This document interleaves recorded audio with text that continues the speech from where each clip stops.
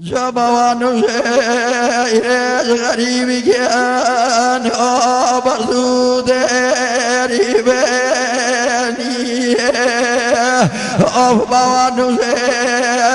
غریبی گیان آبرزو دری بینیه خواب دی باکر میه و غریبی گیان سیر کوته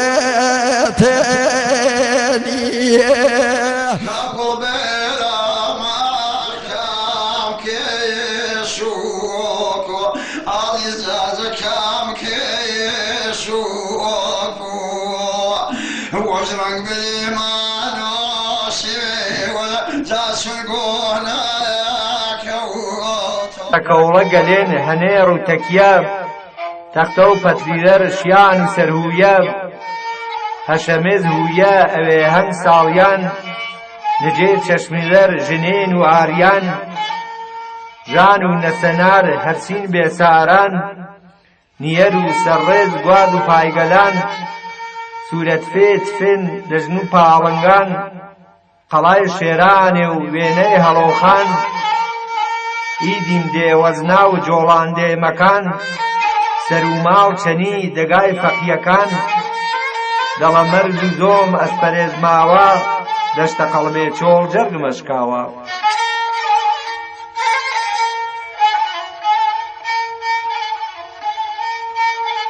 دەگاو عالما و ژۆنی هەواری مەسکەن و مەواخر و ڕواری دەل مەکانەکەی پەنجەڕەنگینم چەمچە نەخشینا هێشور نشینم دەگاگا ڕاگە و گەشت و سێرانی ڕوو بە هەوارە بووک و مارانی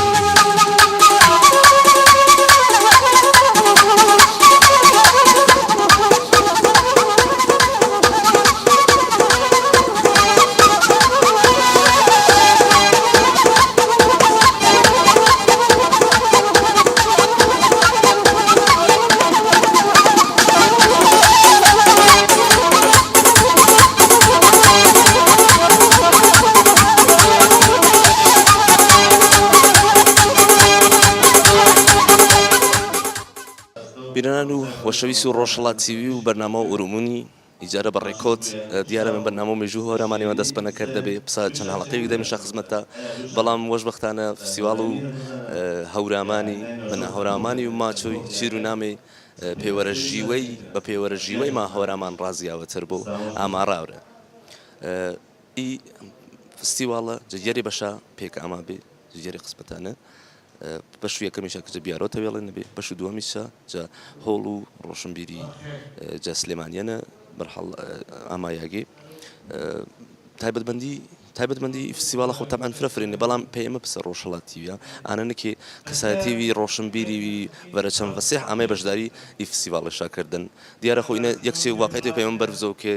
یا کۆماری ئیسلامی ڕۆشنبیرانی کوردی و بەباچمەی هەورامی هیچ یاگەی بە هیچ دەرفەتێشا پێی نەکریانەوە بەرحەڵ ئێمە پسەوێمە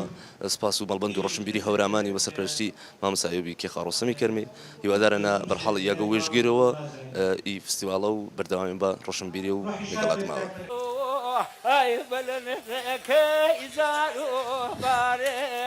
تبي بشيخي سنيحاني أغمن بوني بيتو ذكاري تبي بشيخي سنيحاني يغمن بوني بيتو ذكاري الرسول صاوي كرامي أي هور بشاهي مني تخوا وشني بمكو جانكم بنقا يا سيمني ريبي ماكو وشاو أي هور بنقا يا سيمني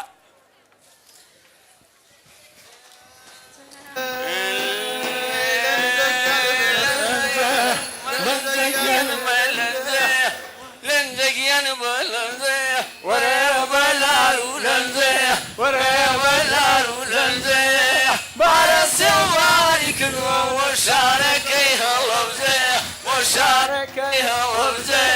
وشارەکەی هەڵبجێ مامۆ مەریان چۆنی؟ وا بەخێر بێ کچە شیرینەکەم بەخێر بێ خاسەی مامۆ وەشەنی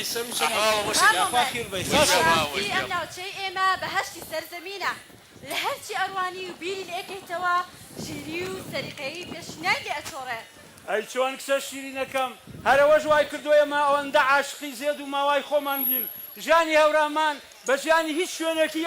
ئەم سەروی زەمینە نەگۆڕینەوە وەک مەلا حەسەنی دزڵی فەرموویەتی سوێندم خواردووە بە ڕۆحی باوام بە گۆڕی نەنێم بە ڕۆڵەی ساوام تا بۆ بەرامەی شەو بۆ وەرکەمەر تا سوور هەواڵە سەرتێنێتە دەر تا دەنگی ژەرەش پیقەی نەچیرێ تا قسەی خۆشی پیرێکی ژیرێ تا بەڕوومە بێ لە هەوراماندا تا شەماڵ بدا بە کۆساڵاندا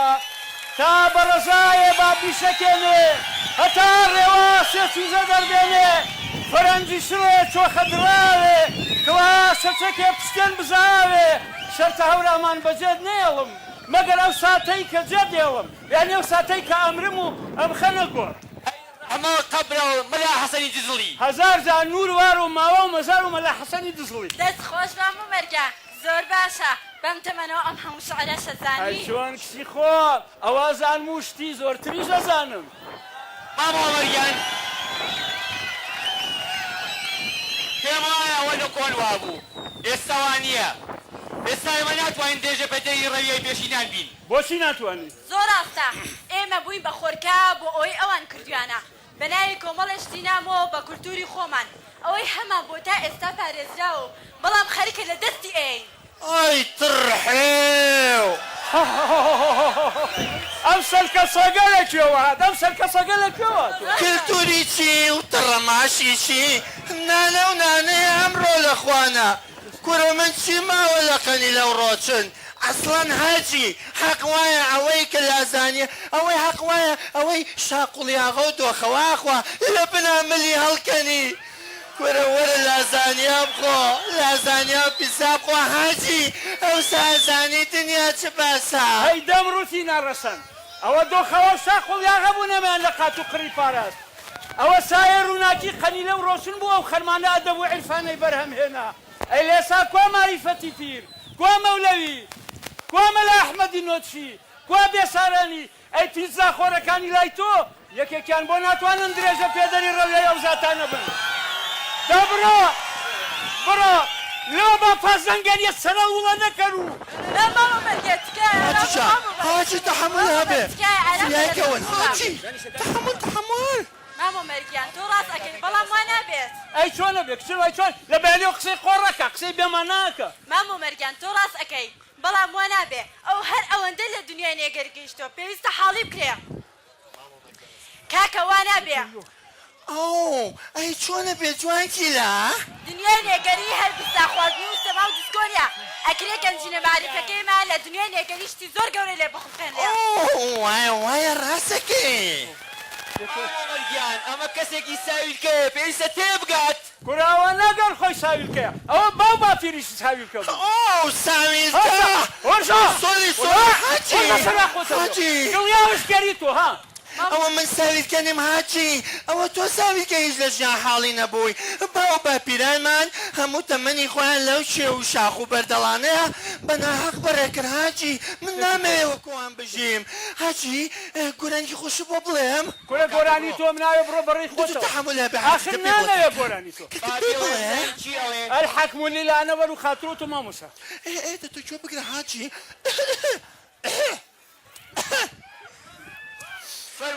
ئەی ئارۆڕام کۆوتێ هەی کۆنێ هەوا ورانیێ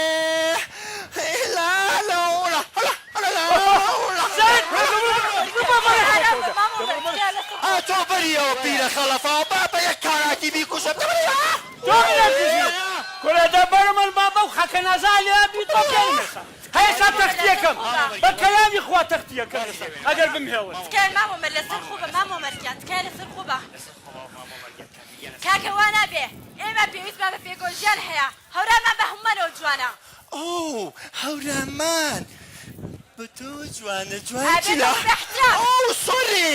سۆری هەورامان بۆ خانوە خۆش و vێلا و باخ و باخاتەنەوە جوانە ئەم پیرە خەڵەفاوە ئەوێ هەورامان هەروەکو خۆی بێت و هیچ گۆڕانکاری بەسەرانەیە ناو سۆری مشتی وا قوبڵ ناکەم ئەوە من نیم خەڵەفا بم دەم ڕووتی ناڕەسەن ئەوە عەقڵ ساویلکەکەی تۆیە لەوەنە بڕەکە خاوەن یەو کۆشک و باخشانە چیان بۆ ئەوەدانکردنەوەی هەورامان کردووە ساڵ 12مان کۆشکەکانیان کڵۆم کراون تەنها بۆ ڕابواردنی سراحەتی خۆیان دەکرێنەوە ئەوانە ئەسڵەن بۆ ئەوەدانکردنەوەی هەورامان بەردێکیان نەناوەتە سەرباز سروشتی ناوچەکە تێگەدەن سروشتی ناوچەکە تێگەدەن بەسەر برسێتی و ئازار و نەبوونی خەڵکەوە قڕخێنەی تێری لێدەن دەبڕە با لەو تۆپیانم دەبڕە بە خۆتەوە مامۆ مەرگیان کاکەگیان لەسەر خۆ باوخەم بخاتری خوا پەنجەکانی دەست وەک یەک نین لە هەورامانیشدا خەڵکی زۆر باشیش هەن کەوا خەمی شەو و ڕۆژیان بۆتەوەی ژیانێکی خۆش پێکەوە ژیان دروستکەن بۆ هەموو خەڵکە ئەگەر ئەمە نمونەیان بێ هەر هەمویان بە هیچ هەمویان بە هیچ ئەگەر ئەمە نمونەیان بێ نەخێر ئەمە نمونەی خۆی هاوشێوەکانێتی من کاتەم باقڵتانیە بۆ خۆم بەشیم نگا سەری تۆخت بەدا ئەی خوا لە دایک و باوکی خۆتم بێ خوا لە دایک و باوکی خۆتم بێ ئەرەندە لەسەر خۆ بە تەندروستی تۆنیە مامۆ مەرگیان السلام عليكم عەلەیکە سەلام بەخێر بێ شلونی کوڕە شیرینەکەم مامۆ مەرگیان شلونی براکەم یاخوا بەخێر بێ شلونی قوربانم ژی کچە شیرینەکەم باشیش یاخوا بەخێر بێ ئێوە چۆنن براکەم بەخێر بێ سەر چاو چۆنی مامۆ مەرگیان وەوا چۆن بم ئەوە چیەوە بێتاقەت دیارە سەری پشتەوەی خۆت گە سەیرە ها سەیریکە تۆ سەیریکە ئەمە چییە مامۆ ئەم تەیرە لەکوێ ناوە مامۆ مەر ئەمە بەخۆی ئەوەی نوێگەری ئەوەی من نوێگەریم لە بەیانیۆ لێوەکتم بەدا ئەوەی من نوێگەریم مامۆ مەرگیان نوێگەر گوێمە دەرێ ئەوەش کۆنە بێ مامۆ مەرگیان ئەرێ وەزعی باخەکان چۆنە مامۆ مەر وەڵی ئەلحەمدوللا باشە بێ کوڕی خۆم باشە بێ خوا کەریمە خوا کەریمە مامۆ مەرگیان ئەگەرێەوە هاوکارم بن من بۆ شتێک هاتوومەتە خزمەتی جەنابتان ئەمەوێ کارخانەیەک بۆ لە قوتونانی میوەکانتان و ساردکەرەوەیەکیش دانێن بۆ بەروبوومەکانتان ئێوەڵەن چی وایی مامۆمەر شتێکی باشە و هاوکاریەکەین زۆر باشە ئەمە خزمەتی باش بە ناوچەکەمانەگەیەنێ ئەی تۆڵی چی مامۆ مەر ئەگەر نیەتی تۆش خزمەتکردن بێ کارێکی خراپ نییە کارێکی خراپ نابێت هاجی وەرە بێتە وەرە منیشم بێتە وەرە هێرا هاجی من اختراعێکم بێ بۆ تۆ اختراع هادەی کوڕەکەم بزانم من پێم وایە کارێکی باش ناکەی تۆ هەموو پارانەوە بە فیڕۆنەی لە دروستکردنی معمەلی لە قوتونان و ساردەمەنیشتیوە کوڕم ساردەمەنی نا ساردکەرەوە منیش مەبەستمەوەیە ئەم ناوچەی خۆی ئاو هەوایەک و سازگار و فێنکی هەیە کارێکی باش ناکەی تۆ وەرە هۆڵێکی دیسکۆ کەرەوە دیسکۆ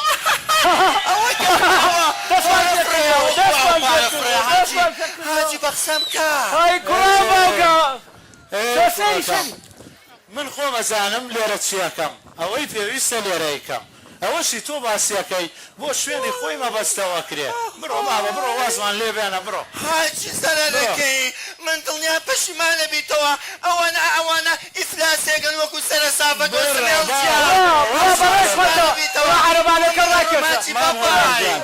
مامۆ مەرگیان گوێ مەدەرێ ئەڕوات و کۆنە بێ مامۆ مەرگیان ئەی بۆ پرۆژەکەی منەڵەن چی کوڕی خۆم کچی خۆم پێم وایە ئەم پیاوە نیەتی خێرە ئێمە با بۆ ئاوەدانکردنەوەی هەورامان چیمان پێکرێ هاوکاری بکەین دەست لە دەست و قەوەت لەخوا هاوکاریەکەی وەشان هەورامان بەوێ ڕەنگینە سەیری سەیرانگاریە تایما بنەخشینەوە سەیری سەیرانگاریە تایما بنەخشینەوە سەیری سەیرانگاریە تایما بنەخشینەوە ئەوە کڵەفت دەرهێنەری شانۆیەکەمان مامۆستا موفق عارف لهۆنی بە بفەرمێ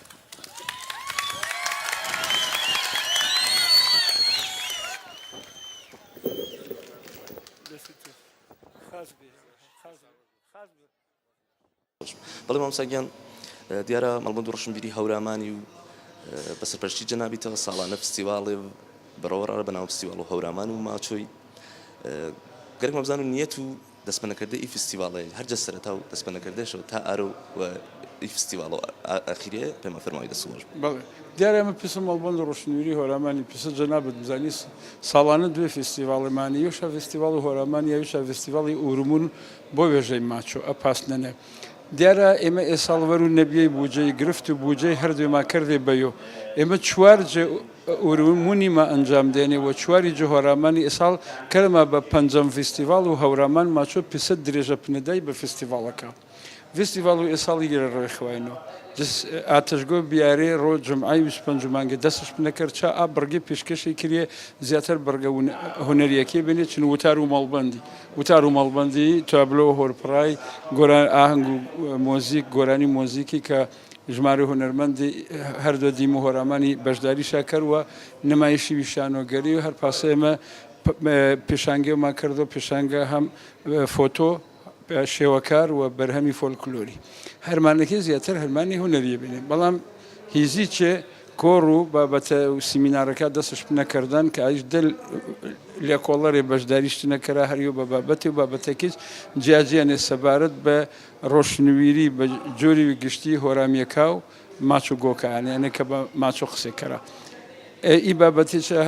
خەڵکو وە ماهرجە دەرسیم و بنگۆلەوە چنەش بەشدارنێت حتا مازیندەرانێکی و هەردوو دیم و هۆرامانی و یارستانێ و بەڕاستی باجەڵانی و زەنگەنێکێک ئاڕۆژ هەم دمانی مەڕۆی 11 کەسێ شعری مواناوە شعر و پەخشان و چیرۆک ئاێشێ هەم تێکەڵێنێ جگرد و پێک ئاماکە ماچۆگۆی مەبەست چی فستیڤاڵیە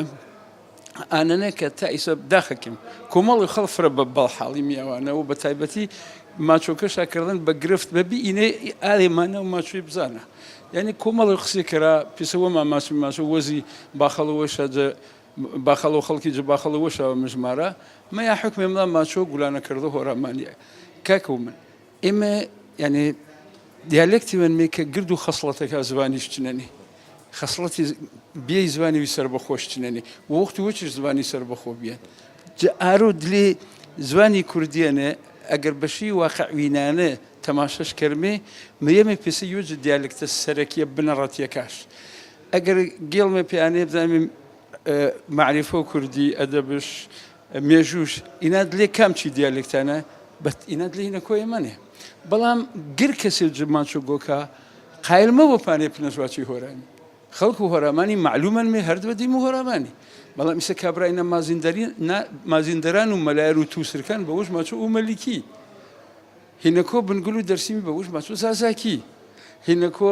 یارستانی میسال ماچۆ من هۆرامیانە بەڵام ماچ من یارستانەنە زەنگەنە و باجەڵانەکەس بە هەمان شێوێ ئینیشە گر بە یەک دیالێک قسە کەرمێ بەروانەیە ئێمە جە گۆرەیەی دیالکتەکەیەوە جە ئەژناسای گەنجینە معریفەکەی ئی دیالکتێ بە خەڵکی ئی فستیڤاڵیە سازمە بێ نەک گەرەکمە بۆ هۆرامانی گولانە کەرمێ ئانە ئێمە نیەنمێ هۆرامانی گولانە کەرم ئانە فستیڤاڵ و ئێمەن کە ئیسا ئەنە بۆ هەر چوار پارچەکۆ کوردستانی و خەڵک ئەمان هەر چوار پارچەکە خەڵکشتنەن و ناچێت نیشتە نەرێ ئەگەر چی خەڵکە کێچکەمە بەڵام نخبەن و نمونەن و پێسە ماسمێ نوێنەر و هەر چوار یاگەکەیە کابرامان زازاکیە چێ بابەت پێشکەش کرد و ئەمان ئومەلیکیە چێ بابەت پێشکەش کرد و ئەمان باجەڵان و زەنگەنە ئەمان هۆرامیە هین و هەردوو دیم و هۆرامای ئی فستیڤاڵی چێ بەڕاستی هەرچەند ئەرکی فرە سەر و ئێمە دروست کرد و ئەرکی جەستەیی ئەرکی فکری بەڵام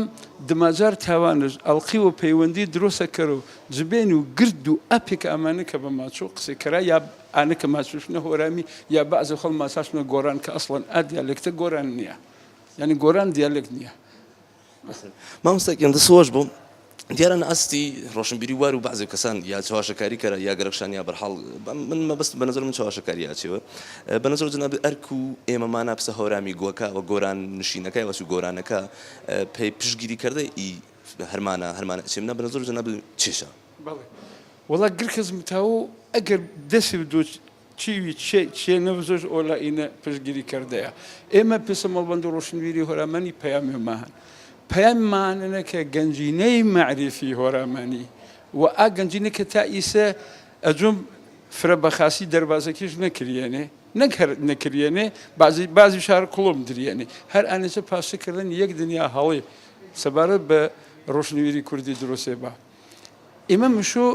ئەچێوە هەرمانەکەمت لە ئی گەنجینەیە تا ئی گەنجینەیە بە خەڵکی بژناسمی ئێمە نەواسن نەتەوەوە نوێ هۆرامیمان نامن و جیانمێجە کوردی ئێمە واسمێ نا گرد و چمکە سەرەکیەکە گرد و دانە سەرەکیەکە کولتور و کوردی ڕۆشنویری کوردی ڕێگەکی ژینێ هۆرامانن اینە نە ئەسڵ و مەسلەی اینجا چێوێ بە قسم تامینەیە کەرمێ بە کردارم تامینەیە کەرمێ پی ئاکارە هەرمانە کەرمێ ئەجۆم کاریوی خاسما کردن و بە شۆفێنیەت و لەهجەی تۆمەتبارێ مەکرێمێ و پانەیە تۆمەتبار مەکرێمێ کە دەستی خراپێ پەشتی ماوە بە ئەگەرچی خەڵک فرێ یعنی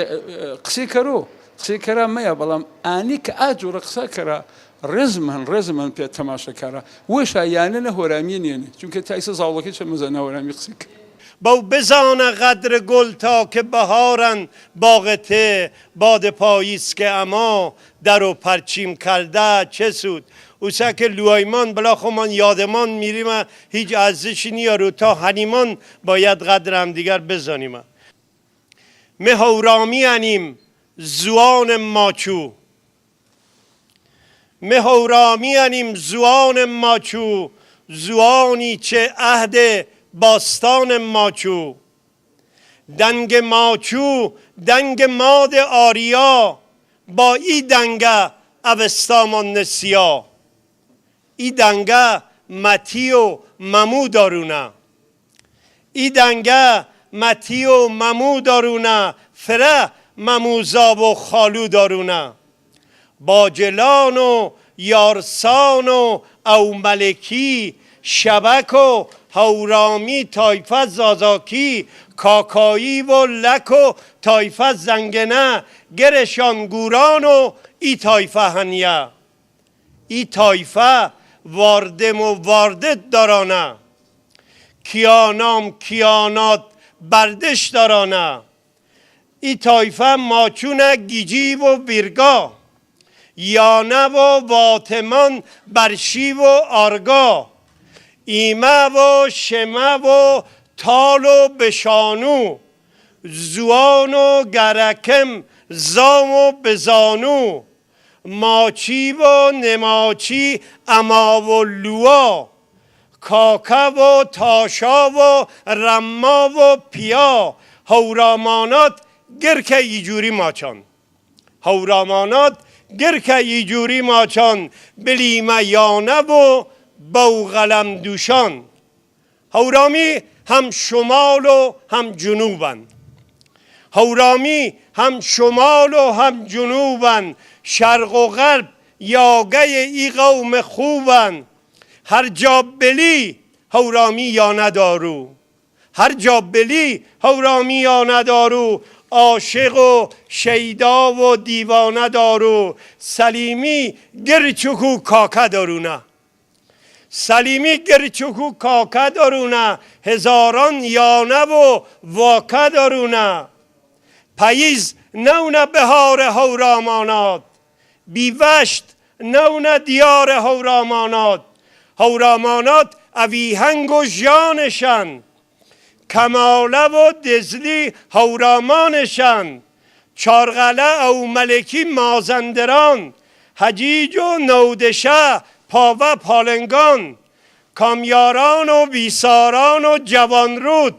هانگرملمان نزدیک نوسود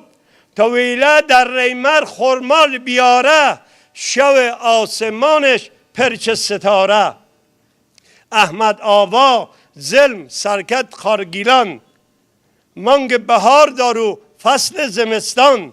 آوای رستنبک بلخه گچینه مردمش با وفا و دیر چکینه خرپانی با خکون زرده حال هوار گندم و سیف دارو انجیر و هنار بنجو دری هانه دندل بیان افتخار کرد و خاک هورامان هانه نوی شیخان و پالانیا گرکشان کرد و نژاد آریا دگاه شیخان سوسکان و کلیندشت قشنگن جور ساری بیشر و رشت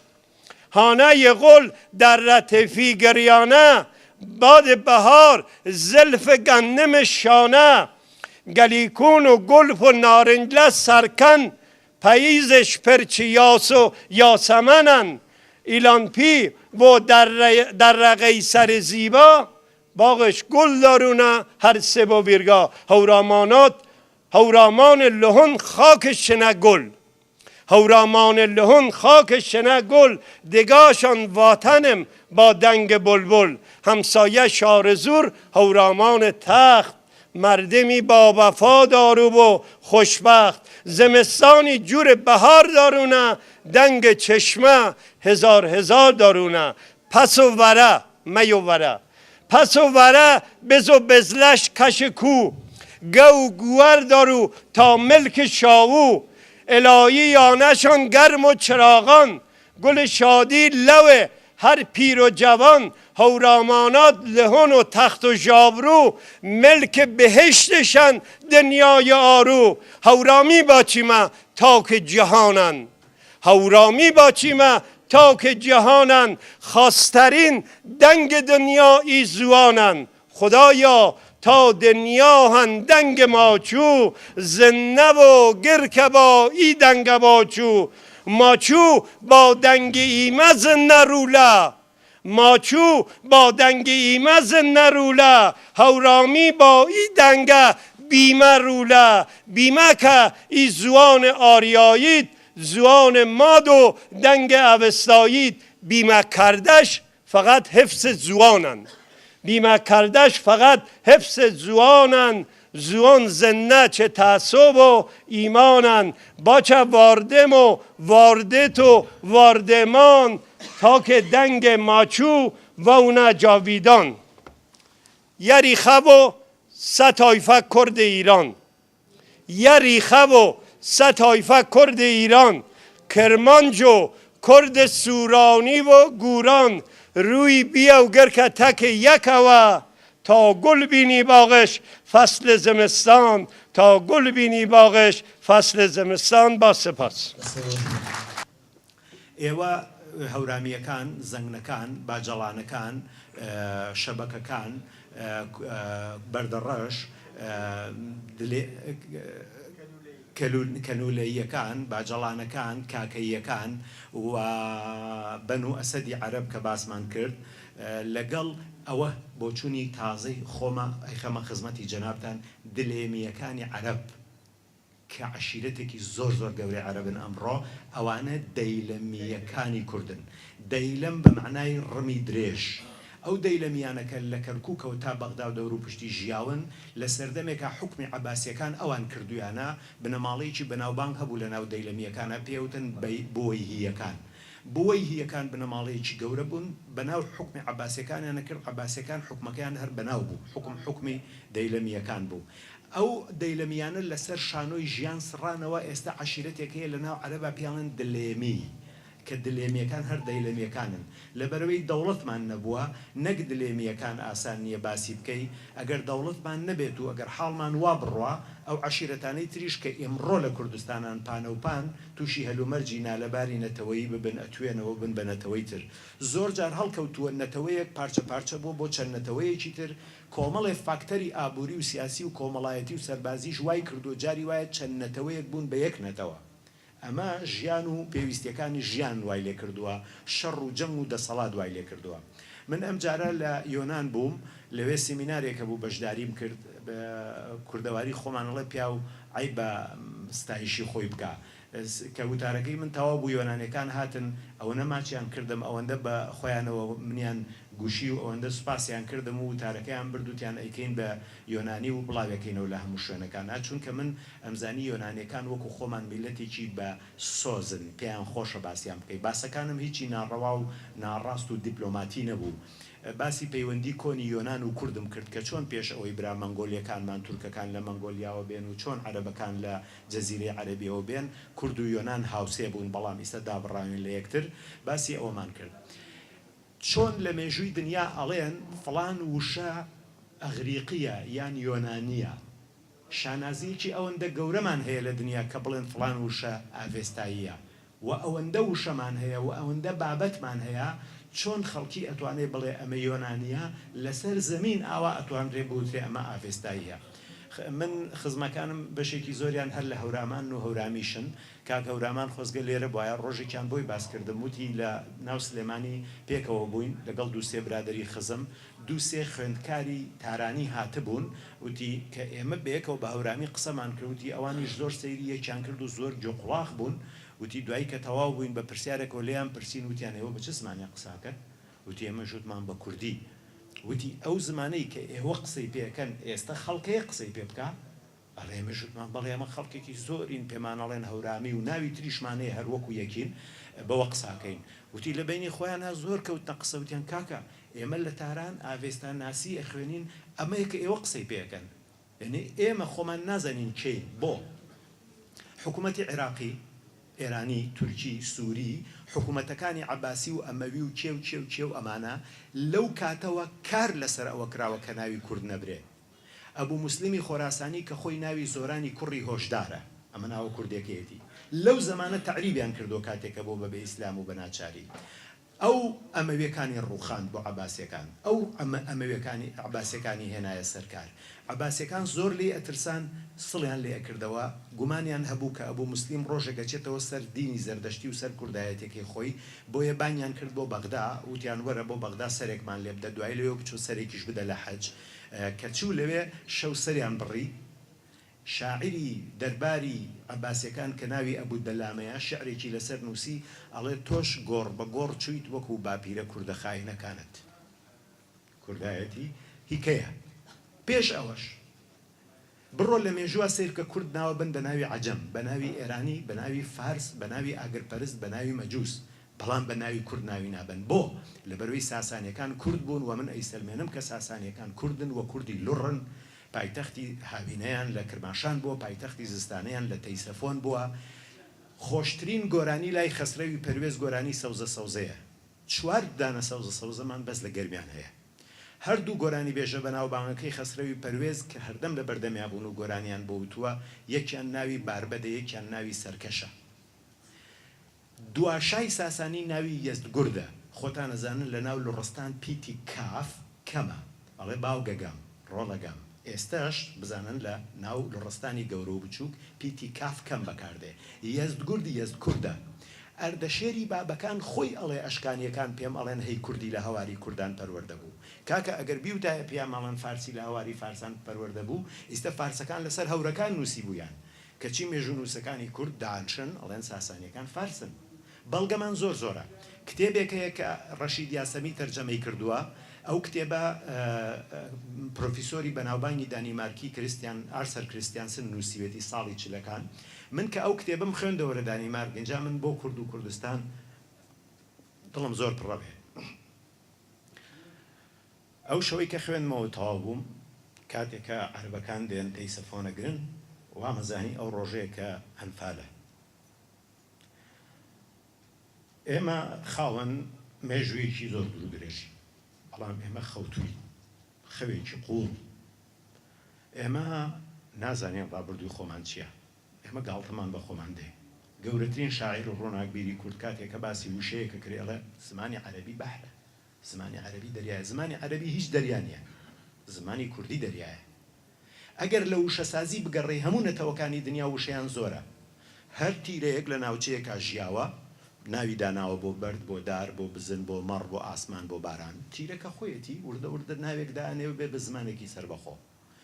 هەر تیرەیەک چەندین وشەی هەیە ئەمە زیرەکی زمان نییە ئەمە کۆنی زمانە زیرەکی زمانی ئەمڕۆ ئەوەیە بۆ یەک بابەت بۆ دە بابەت یەک وشەت هەبێ